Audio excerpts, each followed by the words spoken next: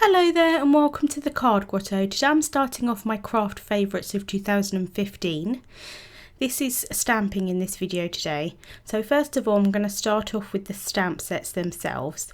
There was loads of stamp sets this year that I thought were really cute and that were probably my favourites, but I'm going to talk about the ones that were released this year. So this is the clearly beesotted You Rock stamp set. It's just so adorable.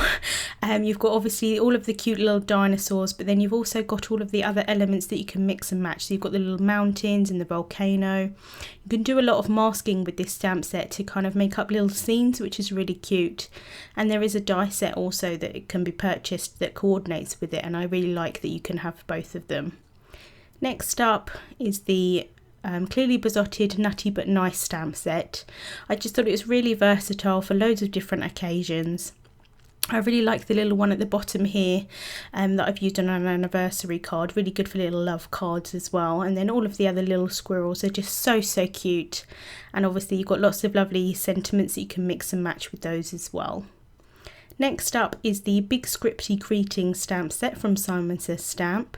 Obviously you can see that I've used the happy birthday one quite a bit. It's a little bit stained there, but that's okay. But I really like the font on these, nice kind of scripty font, and they're quite a little bit larger in size as well, so you could use that as the focal point on a card, which I do like. Next up is the Hero Arts Stamp and Cut sets. This is the Hello one. I really like this one. I really like, again, that scripty kind of font on the hello, and then you've got all of the sentiments as well that you can mix and match the smaller ones in the kind of like a simple font, and you can definitely use them on their own as well, which is really nice. And it does come with a die as well, which is great because you kind of get two in one, which is always nice to have. But I really like the little hearts as well there that you can kind of add as an extra embellishment. Next up is the Mama Elephant Charmed stamp set. Again, I thought this was quite versatile in that you could use it for loads of different occasions. I really love that cute little owl there, and then you've got the wreath as well that it could be inside of. And then you've got the banner that you can add all the sentiments on as well. I've used this for an anniversary card and I've used it for birthday cards as well. Just really pretty. I like that little fox at the bottom, although I haven't actually used it yet. But again, very versatile, I think. Next up is the Lawn Fawn Gleeful Gardens stamp set. I've used this quite a bit. I used it for a Mother's Day card and some hello cards. Again, very versatile in that you can use it for loads of different occasions. Really love the cute little mushrooms there, and then you've got the flower, which is quite nice. It's like a sunflower. Obviously you've got all of the grasses there, and you've got the little snails and the hummingbird, and like I said, like with some of the other sets, you can really mix and match and kind of make little scenes out of them as well. Again, I like the sentiments. They're kind of like a scripty font, and I tend to keep like little extra die cuts in the back that I've kind of coloured in and just kept along with the die set. So again, very versatile set. And then last but not least is the Mama Elephant Lunar Animals stamp set. Now this is a favourite in terms of that I definitely think it would have been a favourite if it came out earlier in the year. I haven't actually used it yet on a card, however, it was just so cute not to mention in my favourites video. Obviously you've got all of these lovely animals, just really cute. You can add little hats onto them for birthdays or for Christmas. Very versatile again, and really looking forward to using that more in 2016. Next I'm going to talk about ink pads. Obviously you need these to be able to stamp your stamps with. My most used ink pad by far is the Memento Tuxedo Black ink. I absolutely love this ink. It is a dye-based ink, but it is really good for Copic colouring. It doesn't bleed at all with alcohol markers. The only thing you can't use it for is watercolouring because it does bleed because it's the dye-based. But I absolutely love it. It's a really nice crisp dark ink. I tend to use it a lot for sentiments as well as stamped images. And yeah, definitely my most used ink pad of the year by far. Next up is the VersaFine Onyx Black ink.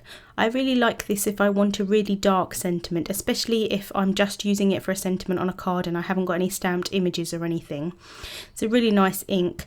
It is a pigment ink, so it does take a little while to dry, but yeah, really nice. The only thing I don't like is that lid. It's a little bit annoying, and I tend to get my fingers caught in the ink pad moving the lid or whatever, just one of those things. But I really like the actual ink pad itself.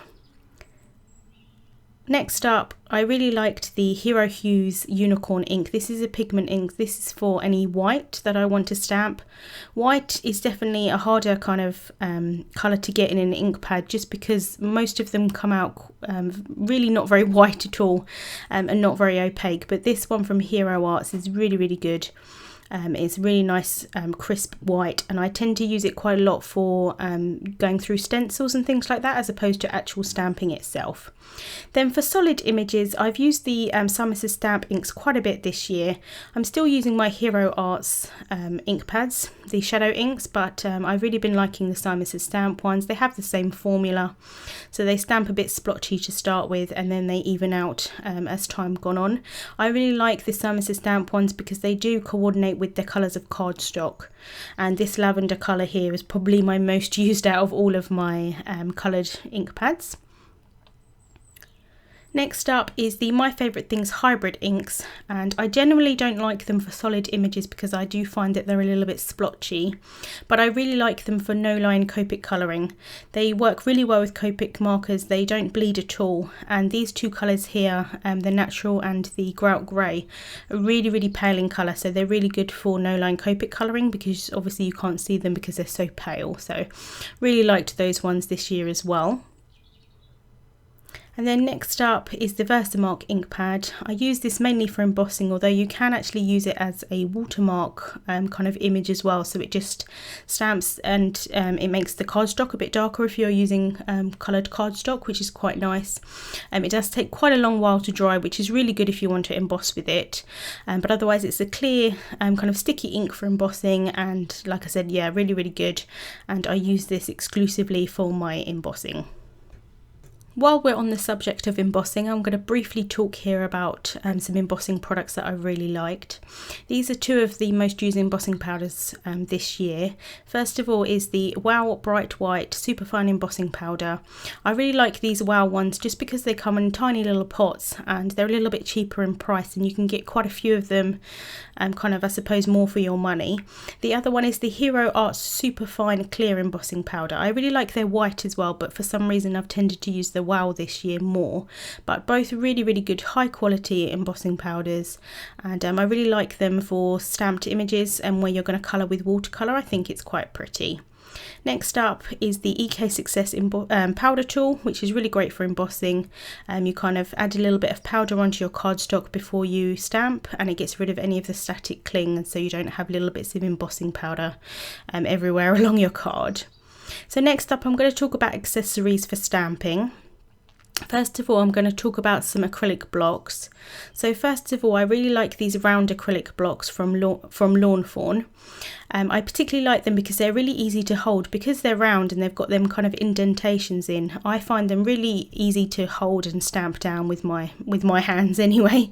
And I really like that the larger ones have got grid lines on them. The smaller one doesn't, but I don't tend to use them for sentiments or anything necessarily that I have to line up. Really good for kind of little images and like the hats on critters and things like that. Really like those. Next up is the Paper Mania ones. These are by Do Crafts here in the UK. I really like them for sentiments because they've got loads and loads of grid lines on them, as you can see, and just really, really helpful for lining up sentiments. They're quite light in weight, so that's kind of helpful as well to stamp down with them. Next up is the Fiskars stamp press. I really like this especially for larger images. This is the compact version. They do have a really, really large version, but I really like the compact one. As you can see, it's got the kind of the acrylic block, and then it's got the spongy feet, and then you can kind of line up where you're going to stamp and then push down once you've figured it out where you want to stamp, so that's quite helpful as well. I just think it's really great, and obviously great for larger images as well. Next up is the Misty tool. It's definitely an investment. This is the older version, or the kind of middle version, I suppose. They have changed it slightly. I know there was a couple of issues with some cracking and things. Mine has been absolutely fine, but I know they have changed the screen printing. It's now laser etched, and also they've changed the hinges as well. But it's a really good tool. If you haven't seen it, I will link to where I'm talking about my initial thoughts supports on it, but you still put the stamp on the door there, and then you put your cardstock inside, and then you stamp down. Really great for stamping backgrounds and things like that, because it's a larger kind of block, and also really great if you know that you're going to have to double stamp. So on watercolor cardstock, for example, you might have to double stamp, or particular inks that you know don't give amazing coverage, you can stamp a couple of times and then obviously they give a lot better coverage. So it's really helpful for that. I do find that I jump to my acrylic blocks a little bit more just because they're a little bit quicker for me, but otherwise this is a really good stamping tool, and it is a bit more of an investment. That's the only thing you have to think of. So next up, I'm going to talk about products to actually clean your stamps with. By far the most used cleaning product that I use is the baby wipes. These are from Tesco's, which is a grocery store here in the UK if you haven't heard of it, and they sell their own brand of baby wipes, and they're really cheap. They're about 72p and you get 72 in a pack. These are the fragrance-free ones. They have very little alcohol, if any alcohol in them, which is obviously better for your stamps. They're just really helpful, and because they're so cheap you can just use loads of them, and it's, you know, I know it's not exactly great for the environment, but you can just, obviously, if you've got a little bit of ink on your work surface or anything, you can just clean it up with that, but they're really good for cleaning stamps as well. Next up, if I have more of a sort of stubborn stain, I use the Hero Arts Ultra Clean and the scrubber pad together.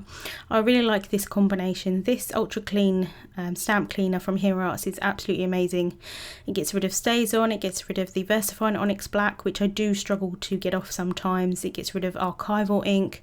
Really good, doesn't damage your stamps at all. I spray a little bit in the bottom piece here and then just use my acrylic block or whatever and just scrub it clean, which is really good for the stamp. And then this top part here is supposed to be to dry off. Personally, I don't use that part of it.